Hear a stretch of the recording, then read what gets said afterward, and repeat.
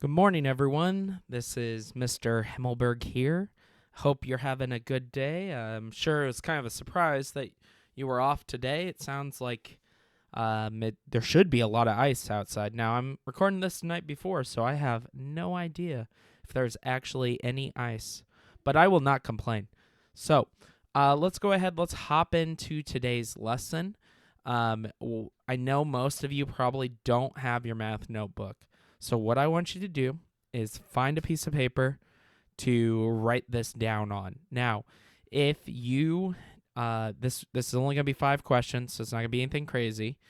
But if you can't find a piece of paper, try your best. Okay. How today is gonna be set up? It's gonna be a little different. Obviously, you're watching this on Ed Puzzle. So what's going to happen today is I'm gonna give you some math questions here, and I'm going to go over how to solve them. And then after I go over 2 questions, I'm going to give you a couple Ed Puzzle questions that you will need to solve and put the answer in for. Now, you need to try to use no spaces when you give your answer. Make sure you put your parentheses in correctly. And then we're also going to use, we won't need to use a multiplication sign, so never mind. All right, so let's hop in here. Let's get going. I don't want to take too much of your time. So what we're going to do is we are going to see that we are factoring using GCF. Okay? So what that means is we are going to use our ladder method, just like we practiced on Friday if you were there with us.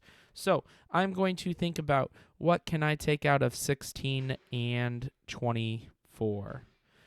Okay? Where's my undo button? All right, so what can I take out of 16 and 24? Well, if I think about it, I can take 2 out of both of those. Or better yet, I can take 4 out of those. When I take 4 out of those 2, I'm left with 4 and 6. 4 and 6 are both even numbers, so that means I can also take 2 out of those.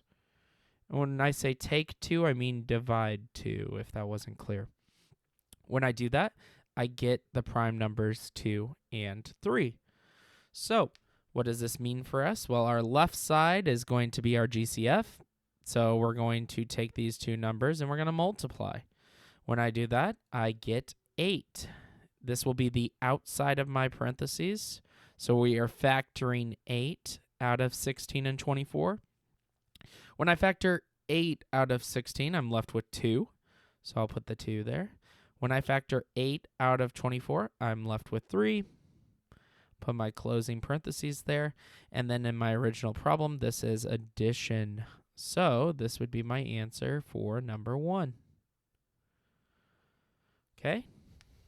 Number 2, we're going to do the same setup. So we're going to go 49 and 28. I'll try not to be as sloppy this time. All right. Thinking about what I can take out of 49. Well, only a few numbers go into 49, and those few numbers are really just 7 and 49.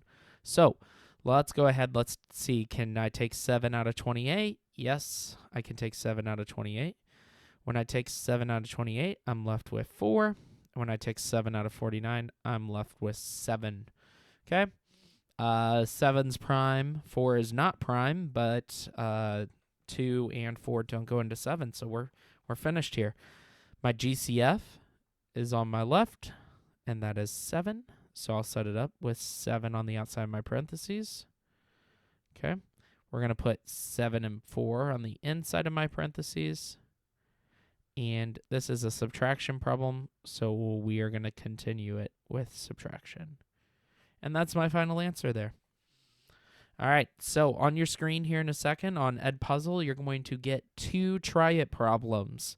I want you to try to put those in the same way as I did here. Make sure you don't put any extra spaces in there. All right, go ahead and try those. All right, so hopefully you tried both of those and you were successful. If you weren't, hopefully you figured out where you went wrong. Let's go ahead. Let's do 2 more of these problems. We're going to continue factoring the expression using GCF. The big difference on these two problems is we have a variable in this problem. Now, that's not a huge deal because the way we set this up, we're going to just ignore that variable, okay?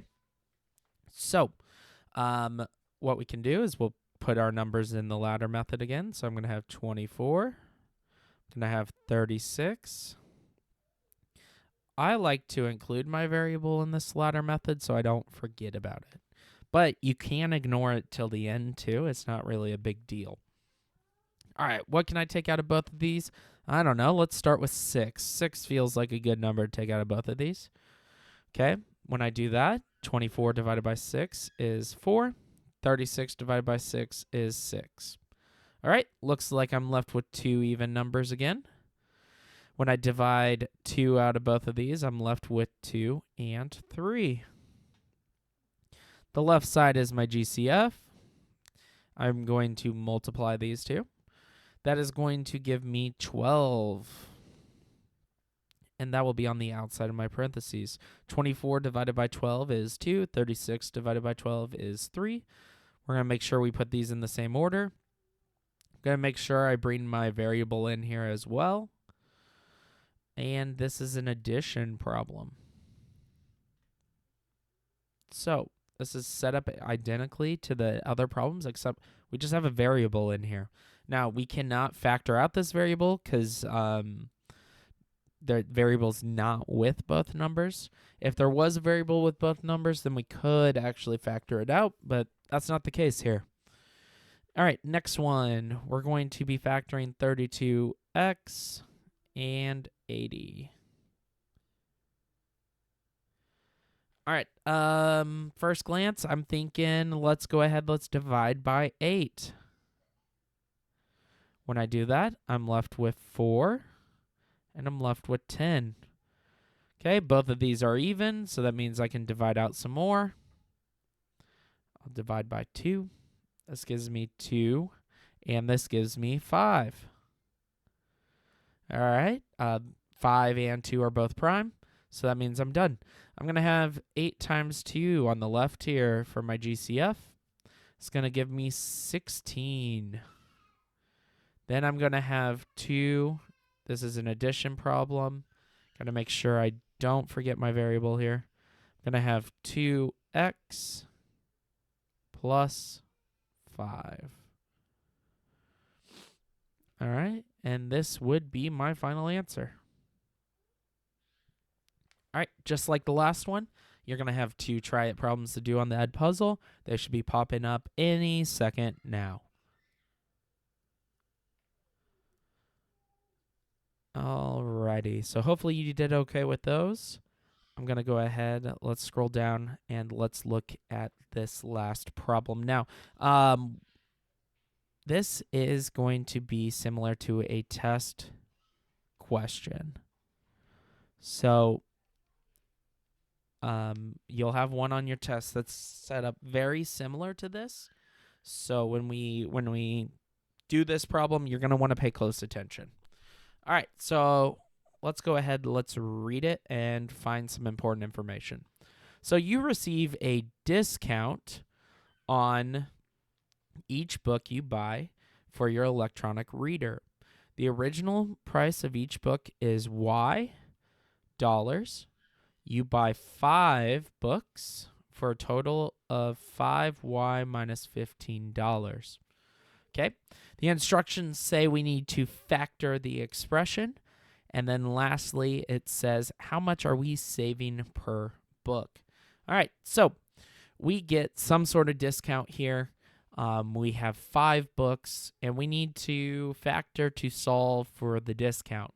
All right, when I look at the expression they gave us, 5y minus 15. If I'm thinking about the context of the problem here, they gave us 5. So if I look, and they also say the price of each book is y.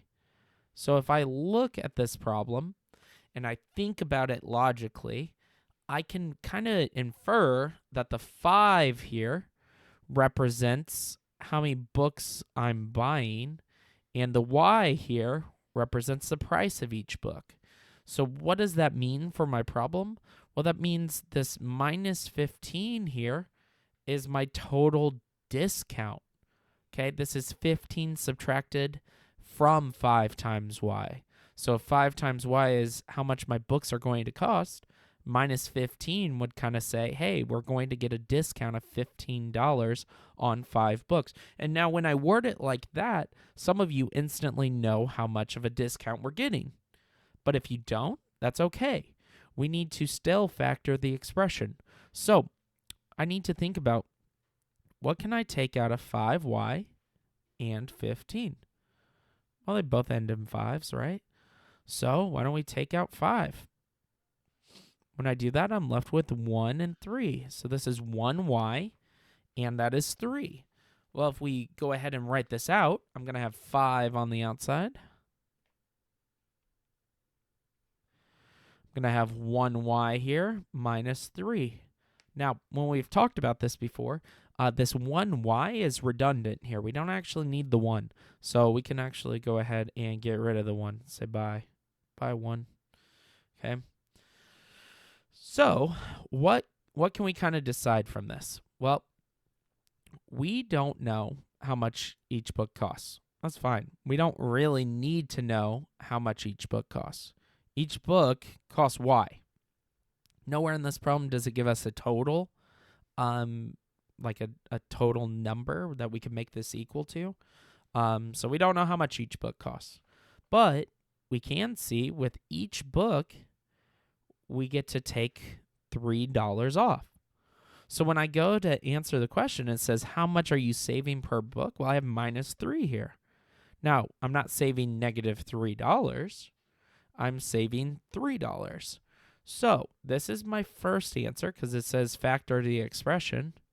And my second answer, I need to just give a brief sentence. You save $3 per book. All right, and that would be my second answer. Alrighty, so yeah, that's what we could see here. With this, I am not going to give you a word problem to do on Edpuzzle, but I am going to give you 1 or 2 final problems before you hop off. This is going to be the last of my instructions, though. I hope you have a wonderful day. If you have any questions, please reach out to me through the chat bubble on your screen, or you can send me an email if you don't see that chat bubble. Okay, I hope you all have a wonderful day, and I will see you tomorrow.